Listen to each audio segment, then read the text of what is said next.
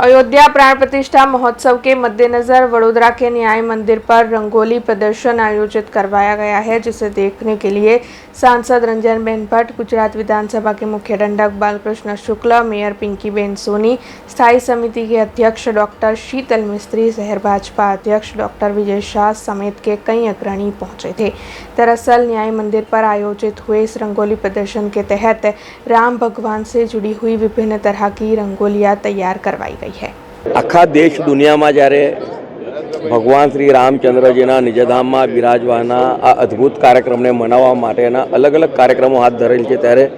ગુજરાતની સાંસ્કૃતિક રાજધાની એવી વડોદરા શહેરમાં જે પોતાની આગવી ઓળખ છે એવા રંગોળીના કાર્યક્રમ દ્વારા